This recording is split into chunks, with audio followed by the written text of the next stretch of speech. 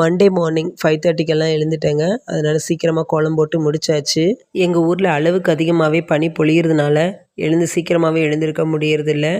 அப்படியே சீக்கிரமாக எந்திரிச்சாலும் இந்த தொல்லை தான். 10 நாளுக்கு மேலே ஆயிடுச்சுங்க. எனக்கு ஜலதோஷமும் விடலை, காய்ச்சலும் விடலை. நார்மல் டேஸில் நம்ம எங்கே வேணாலும் வெளியில் போக முடிஞ்சுது. ஆனால் இப்போது நம்மளால் 4 மணிக்கு மேலே வெளியிலே போகவே முடியலைங்க. இந்த அளவுக்கு பனி மழை பொழியுதுங்க. அதனால் எல்லோரும் சேஃப்டியாக இருங்க. வெளியில் போனாலும் ஸ்கார்ஃபோ இல்லை வேறு ஏதோ டவலோ எடுத்துகிட்டு போங்க. வீட்டில் கொஞ்சம் சுடு தண்ணி வச்சு குடிங்க. காலையில் இஞ்சி கஷாயம், அதே மாதிரி சுக்குமல்லி காஃபி, இந்த மாதிரி பானங்கள் குடிக்கிறப்போ தொண்டைக்கு கொஞ்சம் இதமாக இருக்கும். சளியும் பிடிக்காமல் இருக்கும், இருமலும் இல்லாமல் இருக்கும். எனக்கு கோலப்பொடி எல்லாம் காலி ஆயிடுச்சுங்க. இருக்கிறத வச்சு தான் மேனேஜ் பண்ணிக்கிட்டு இருக்கேன். கலர் காம்பினேஷனே இல்லாமல் கோலம் போடுறீங்கன்னு கேட்காதீங்க.